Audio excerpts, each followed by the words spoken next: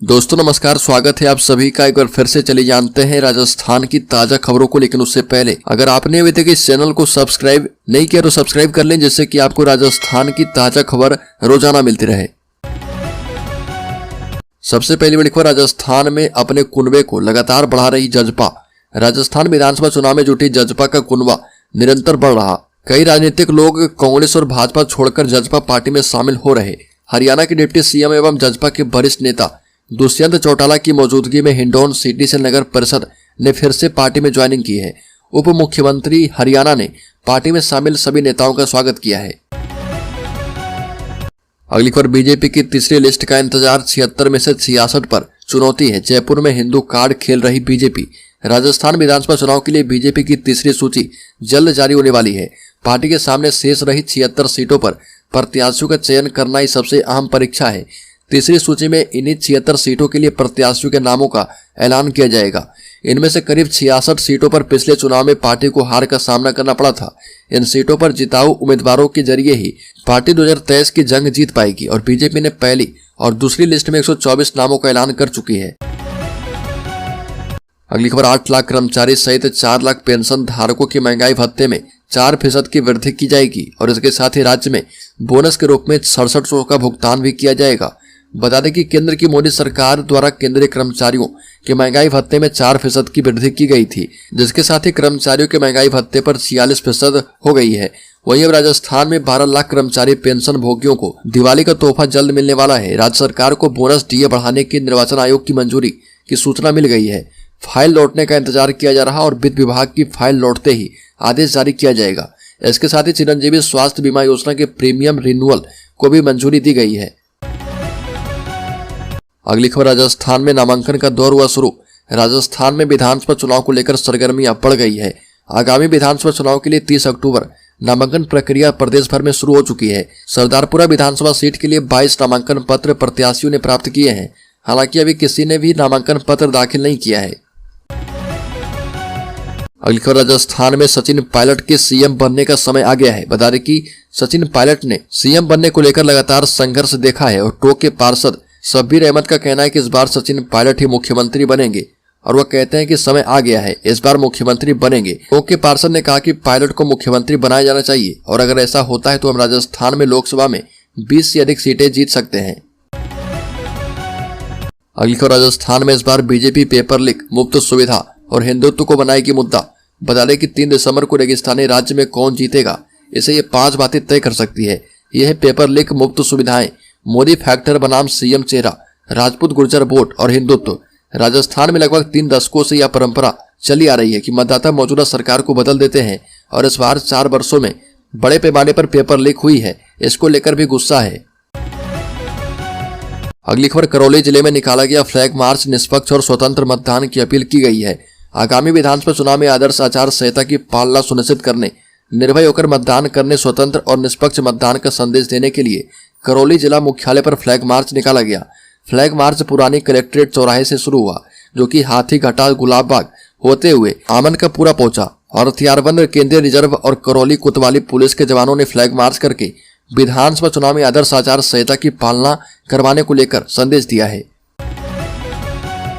बड़ी खबर, राजस्थान में रोंगटे खड़े करने वाले मंजर, जलते कोयले में जिंदा भून गए 2 लोग कंकाल बनकर निकले। राज्य के सिरोही जिले के सदर थाना इलाके में स्थित कृष्णगंज क्षेत्र से होकर गुजरने वाले दिल्ली कांडला मेगा हाईवे पर देर रात आमने सामने 2 ट्रेलर टकरा गए। एक ट्रेलर में कोयला भरा हुआ था और दूसरे में पाउडर के बैग भरे थे। मेगा हाईवे पर दोनों ट्रेलर आमने सामने टकराए तो उसके बाद एक ट्रेलर का डीजल टैंक फट गया और उसके बाद केबिन में शॉर्ट सर्किट हो गया और चिंगारी ने तुरंत आग पकड़ ली। इस घटना के बाद दूसरे ट्रेलर तक आग पहुंचने लगी, लेकिन इससे पहले उसके चालक और खलासी नीचे कूद गए और इसके बाद जिस ट्रेलर में आग लगी थी उस ट्रेलर में भरा हुआ कोयला भी जलने लगा। देखते ही देखते कोयले के अंगारे बन गए और ये अंगारे चालक और खलासी पर आ गिरे। दोनों को जब तक बाहर निकाला जाता तब तक दोनों कंकाल बन चुके थे। बड़ी खबर, राजस्थान पुलिस की इंटेलिजेंस टीम को बड़ी सफलता हाथ लगी है। पुलिस ने बीकानेर जिले के बॉर्डर इलाके के बच्चू गांव में दबिश देकर एक युवक को गिरफ्तार किया है। इस युवक का नाम है नरेंद्र कुमार, जो कि राजस्थान में रहकर पाकिस्तानी लड़कियों के संपर्क में था। केवल इतना ही नहीं, नरेंद्र उन्हें भारतीय सेना के वाहनों और जवानों के फोटो वीडियो भी भेजा करता था। अब तक की इन्वेस्टिगेशन में सामने आया है कि नरेंद्र पूनम भाजपा और सुनीता नाम की लड़कियों की 2 फेसबुक आईडी से जुड़ा था और जो कि पाकिस्तान की रहने वाली है। हालांकि इन दोनों का नाम हकीकत में कुछ और ही है। अगली खबर राजस्थान रोडवेज अब भगवान भरोसे, 1500 से ज्यादा बसें हुई खटारा। राजस्थान रोडवेज के हालात सुधरने का नाम नहीं ले रहे। रोडवेज की 3000 बसों में से अधिकतर खटारा हो चुकी है। बसों का संचालन भगवान भरोसे किया जा रहा। वहीं 12 में हुए बस हादसे के बाद राजस्थान परिवहन निगम ने खटारा बसों का फिर से सर्वे शुरू कर दिया है। राजस्थान रोडवेज के कार्यकारी निदेशक रवि सोनी ने बताया कि नई बसों की खरीद न हो पाने की वजह से रोडवेज की 3000 बसों में से 1500 से ज्यादा बसें खटारा हो चुकी है और विभाग के द्वारा मजबूरन खटारा बसों को रिपेयर करके चलाया जा रहा। अगली खबर कांग्रेस की राष्ट्रीय प्रवक्ता रितु चौधरी ने साधा निशाना, कहा कि हमारी योजनाओं का भाजपा भी कर रही अनुसरण। राजस्थान विधानसभा चुनाव में होने में अब 1 महीने से भी कम का समय बचा है। सियासी दलों ने चुनावी दंगल में तैयारियां तेज कर दी है। इसी कड़ी में कांग्रेस की राष्ट्रीय प्रवक्ता रितु चौधरी बीकानेर दौरे पर रही और इस दौरान कहा कि हमारी योजनाओं की चर्चा पूरे देश में है। रितु ने बताया कि यही कारण है कि भाजपा भी हमारी योजनाओं का अनुसरण करती है। पत्रकारों के सवाल के जवाब में रितु चौधरी ने कहा कि जल्द ही बाकी बचे हुए प्रत्याशी की सूची जारी कर दी जाएगी। अगली खबर वसुंधरा राजे ने प्रियंका और राहुल गांधी पर साधा निशाना, कहा कि वादा करते हैं तो निभाते नहीं। राजस्थान के पूर्व मुख्यमंत्री वसुंधरा राजे ने जयपुर में कार्यक्रम में कहा कि कुछ दिन पहले प्रियंका गांधी ने यहाँ का दौरा किया था। अपनी यात्रा के दौरान महिलाओं के प्रति अपनी चिंता व्यक्त की। अगर नारी शक्ति योजना को ही आगे बढ़ाया जाता तो महिलाओं को फायदा होता। वो और उनके भाई जब भी आते हैं तो राजस्थान की जनता से कुछ न कुछ वादा करते हैं, लेकिन ये जरूरी नहीं कि वो अपना वादा निभाएंगे। 5 साल के बाद भी किसानों का कर्ज माफ नहीं हुआ। महिलाओं के खिलाफ अपराधों के कारण लोग अपने परिवार की महिलाओं के लिए डरे हैं। अगली खबर बीडी कल्ला ने कहा कि हिंदू और हिंदुत्व की बात करने वालों को नहीं पता इसकी परिभाषा। बीकानेर में भाजपा की ओर से संघ विचारधारा के जेठानंद विकास को प्रत्याशी बनाए जाने के बाद अब कांग्रेस पार्टी हिंदुत्व के मुद्दे पर काउंटर करती नजर आ रही है। शिक्षा मंत्री और कांग्रेस प्रत्याशी बीडी कल्ला ने कहा कि हिंदू और हिंदुत्व की बात करने वालों को इसकी परिभाषा भी ढंग से नहीं पता है।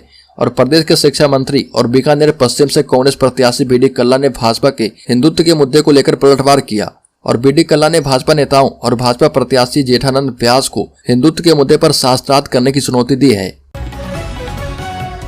अगली खबर 4 नवंबर को रैली निकालकर नामांकन भरेगी वसुंधरा राजे। अमित शाह या फिर नड्डा भी शामिल हो सकते हैं। राजस्थान विधानसभा चुनाव के लिए प्रत्याशियों के चयन के बाद अब नामांकन का दौर शुरू है। ऐसे में पूर्व मुख्यमंत्री और भारतीय जनता पार्टी की फायर ब्रांड नेता वसुंधरा राजे 4 नवंबर को झालवाड़ में अपना नामांकन दाखिल करेगी। मिली जानकारी के मुताबिक केंद्रीय नेतृत्व की ओर से अमित शाह या जेपी नड्डा में कोई एक नेता नामांकन कार्यक्रम में शामिल होंगे। साथ ही नामांकन के बाद एक बड़ी रैली का आयोजन भी किया जाएगा। राजस्थान की 2 बार मुख्यमंत्री रह चुकी वसुंधरा राजे सिंधिया 4 नवंबर को नामांकन पत्र दाखिल करेगी और जिसकी तैयारी जोरों शोरों से चल रही है। अगली खबर राजस्थान में आचार संहिता के बावजूद सरकारी कर्मचारियों को दीपावली का बिग बोनस मिलने जा रहा और चुनाव आयोग ने दिवाली बोनस और डीए में 4% की बढ़ोतरी को मंजूरी दे दी है।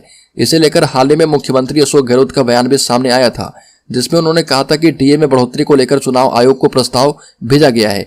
दरअसल राजस्थान में आचार संहिता लागू होने के चलते डीए और बोनस पर प्रदेश सरकार फैसला नहीं कर सकती थी। लिहाजा ऐसे में इसका प्रस्ताव प्रदेश सरकार की ओर से चुनाव आयोग को भेजा गया था, जिस पर मुहर लग गई है। अगली खबर मुख्यमंत्री के बेटे वैभव गहलोत को ईडी के समन पर मुख्यमंत्री ने दिया बड़ा बयान, कहा कि कानून अपना काम कर रहा। मुख्यमंत्री गहलोत ने वैभव गहलोत को ईडी का नोटिस जारी करने पर कहा कि कानून अपना काम कर रहा, कानून को अपना काम करने दें। ईडी ने समन दिया है, पूछताछ की है और समय मांगा होगा। मुझे कुछ पता नहीं है, कानून को अपना काम करने दें। ईडी ने नोटिस दिया है तो जवाब दे दिया होगा। और वैभव ने रिक्वेस्ट की है कि मुझे चुनाव के बाद बुलाया जाए। मुख्यमंत्री गहलोत ने कहा कि यह बीजेपी का पूरा पॉलिटिकल खेल है। इससे गांव-गांव में मैसेज पहुंचा है कि इनको लेने के देने पड़ जाएंगे। केंद्र सरकार के जिन नेताओं के इशारे पर यह खेल चल रहा, ईडी की कार्रवाई चल रही है, चाहे छत्तीसगढ़ हो, राजस्थान हो या फिर कोई और राज्य हो। अगली खबर गुर्जर महापंचायत में हुआ बड़ा फैसला। निर्दलीय चुनाव लड़ने का ऐलान करने वाले पूर्व विधायक ने बदल लिया प्लान। करौली विधानसभा सीट पर 2 बार से चुनाव हार रही बीजेपी भी इस बार नए चेहरे तलाश रही है और राजस्थान विधानसभा चुनाव के लिए अभी बीजेपी ने मात्र 124 सीटों पर प्रत्याशी उतारा है। बीजेपी से टिकट मांग रहे अशोक सिंह थावई को इस महापंचायत में गुर्जर समाज ने समर्थन दिया है और इसमें बड़ा पेंच तब फंस गया था जब पूर्व विधायक दर्शन सिंह गुर्जर ने निर्दलीय चुनाव लड़ने का ऐलान कर दिया था, मगर अब उन्होंने भी अशोक के लिए समर्थन की बात कह दी है और इस सीट पर बीजेपी 2 बार से लगातार हार रही है। इसलिए इस महापंचायत का बड़ा मतलब निकाला जा रहा।